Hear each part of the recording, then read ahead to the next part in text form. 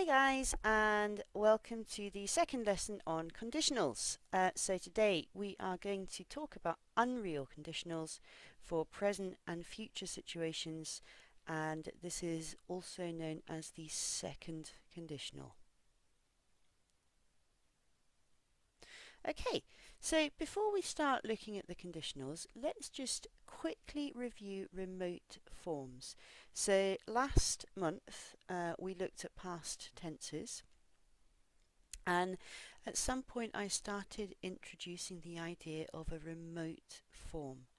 So I've got two questions for you to think about. Number one, what are remote forms?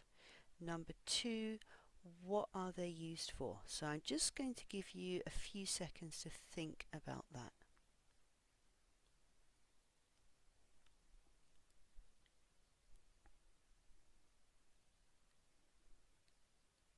Okay, so remote forms basically are past verb forms.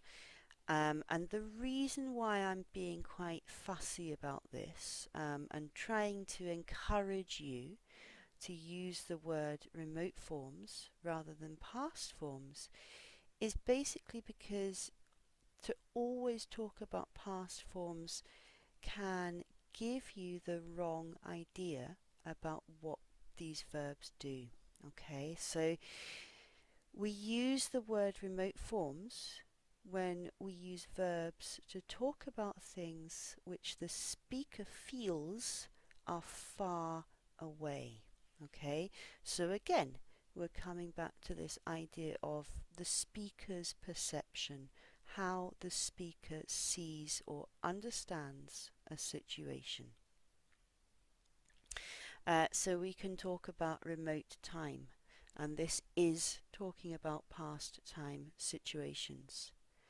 And I don't know if you saw it, but last week I posted a video um, which looked at the difference between a present perfect sentence and a past simple sentence. And this is the same kind of idea. So I spoke with my boss today.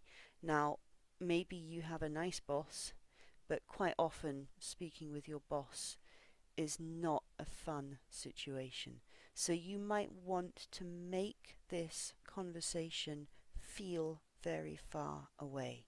Okay? So I spoke with my boss today. Thank God that conversation's over now.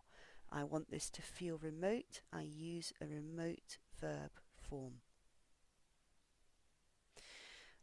Then we can talk about remote relationships, and this is really being polite or formal. And I guess things like, excuse me, could you pass me the sugar?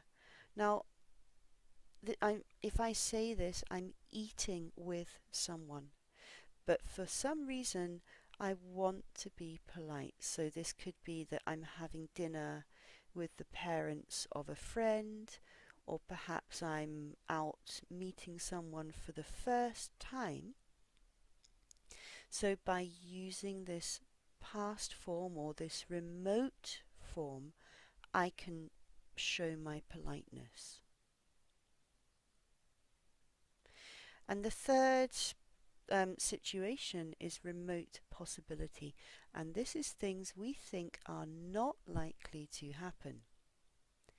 And again, here's an example. I could come tomorrow, it's possible, but actually, do you know, Friday's better for me. And this apostrophe S is a contraction of Friday is better.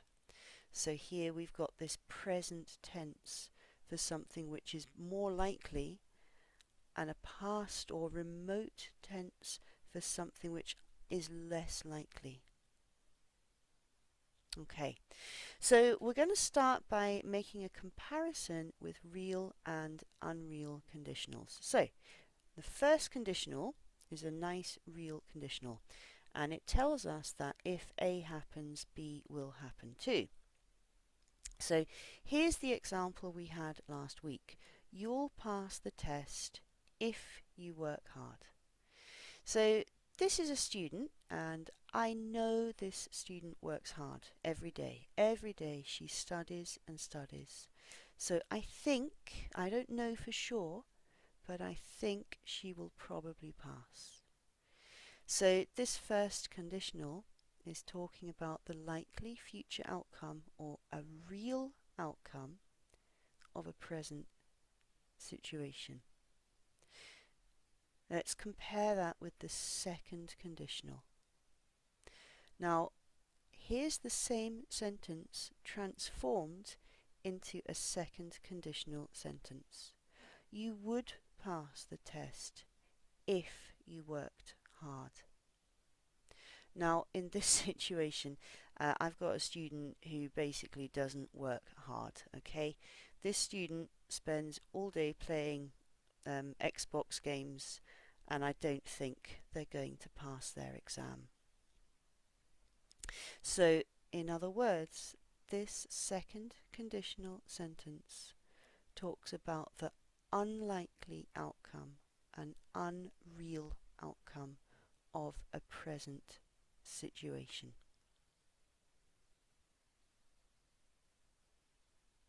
Okay, so let's look a little bit more at this grammar. So you would or you'd pass the test if you worked hard. So in our main clause, so that's this part here, you have would or might, or any other modal. You could have could or may, but a modal verb in here. In the if clause, so that's this part of the sentence, we've got the past simple. Now, here's the question. Why does this sentence, this conditional sentence, use a past form to talk about a present situation which has a future outcome, right? Because this is a past verb. So what's going on here? We're talking about the future. And the answer is that this past verb, if we think of it as a remote verb, it's actually talking about a remote possibility. And it doesn't matter if that possibility is now or in the future.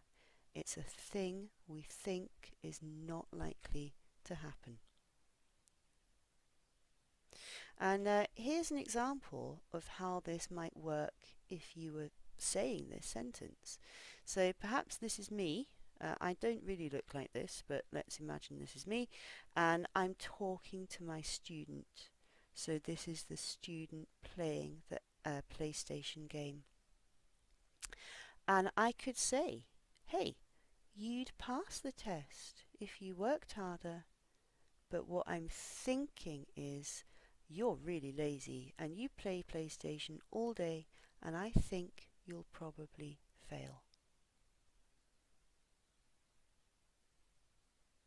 Okay, so a little bit of stress for you. So I said last time I want to start looking at stress. So stress is the loud part of the sentence. And in this sentence here, the stress is on pass, test, and worked.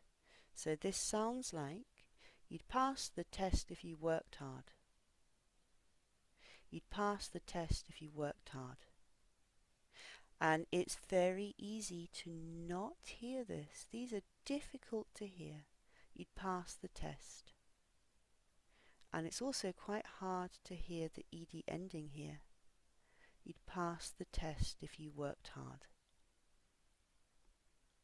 Alright, so a very quick summary then. Real conditionals talk about the likely outcome of a present situation, whereas the unreal conditionals talk about the unlikely outcome of a present situation. The real conditionals use two present tenses in the zero conditional, or a present and a future tense in the first conditional. The unreal conditionals use a modal verb and a past form. Past form does not express, the past form expresses unreal or unlikely results. It does not express a past situation. That's why it's really good to start thinking about remote forms. And one final example then, so here over here in this sentence, I'll come for dinner if I can finish work on time. Usually we do finish early on Friday, so it should be fine. Okay, so this real conditional, it's something I think is possible. Over here, I'd come for dinner if I could finish work on time, but the boss is making us do loads of overtime, so extra work, and I just don't finish till late. So here, this is an unlikely situation.